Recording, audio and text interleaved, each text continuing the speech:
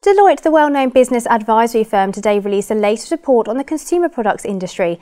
Neil Tyler is a partner at Deloitte and a business industry expert, and I'm delighted to welcome him into the studio. Neil, thank you very much for coming in. Thank you. Now, if we begin to look at the top consumer product companies by product sector for the fiscal year of 2010, what companies in each sector were occupying the top 2 or 3 hotspots, and were there any surprises?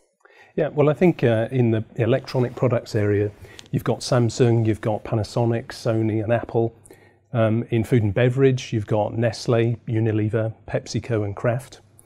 In fashion goods, you've got Nike, Adidas and Switzerland's Richemont. I think some of the surprises in this are around the level of growth that some of these companies have achieved. So Apple, for example, with just 52% in 1 year, ascended from the ranks within our report from 12th place to 6th.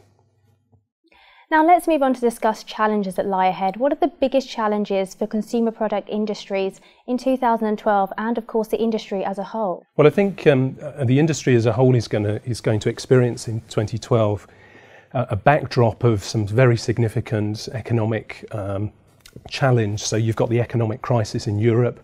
You've got increasing social unrest in a number of regions, and there are elections coming up in several developed markets.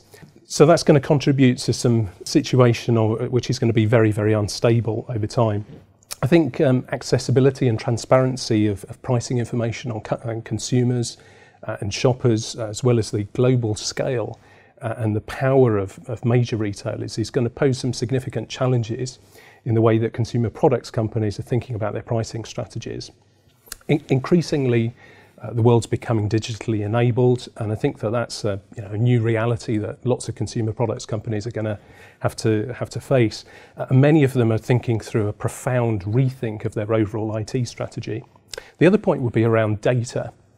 How do you use data? Many companies are investing lots of time and effort in analysing data to track changing value and profit pools across borders and so on, to understand trends, behaviours, patterns of activity that provide insights that they need to achieve and then sustain competitive advantage. Of course. Now, what about global expansion and growth? No doubt emerging markets will play a key role in supporting this, but at the same time I'm sure it will also come with its own challenges in itself. I think that's right, yeah. I mean, I think it's a well-known fact that consumer products groups have been looking at the well-known BRIC countries, so Brazil, Russia, India and China. But increasingly they're looking to establish footprints, global footprints in higher growth emerging markets, way beyond the BRIC countries. So understanding the consumer in each of these markets, and in some cases very regional aspects of these markets, is a task that shouldn't ever be underestimated. Local tastes, preferences, affordable price points for each of these consumers has a huge implication on how products are developed, how they're manufactured and how they're promoted. So for example, word of mouth campaigns in Asia, for example, are known to generate some of the highest return on investment, but they're extremely difficult to execute without knowing the market in great detail. Okay. What about trends for mergers and acquisitions activity then? Yeah, I think, I mean, coming back to something that we mentioned earlier, the ongoing economic uncertainty around the world suggests that the decrease in valuations that we've seen until now will continue going through into 2012. But consumer products companies are well placed. They've demonstrated that they're adept at managing costs and conserving cash, which positions them well to be able to take advantage of the situation. So many companies which have their home ground in Western Europe, in United States and Japan, which will have relatively subdued growth over 2012, are looking to, or continuing to seek opportunities in high growth geographies in order to counter slow growth in their domestic market. So we've seen BAT's acquisition in Colombia, Heineken's acquisition in Ethiopia, and both Diageo and SAB Miller acquiring companies in Turkey. Search for growth will therefore be compelling. It's an ongoing driver, which I think will bolster and improve merger and acquisition and joint venture activity. What about the main global trends for the consumer product industry for 2012 and onwards?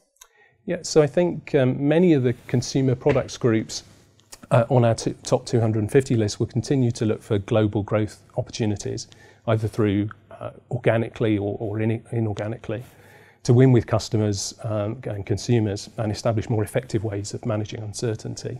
We've mentioned the emerging markets. They'll continue to present the highest growth opportunities, with GDP growth in Brazil, India and China driving the overall global GDP growth. Product innovation will be really important, combined with effective pricing strategies, and they'll be key for companies to focus on the future.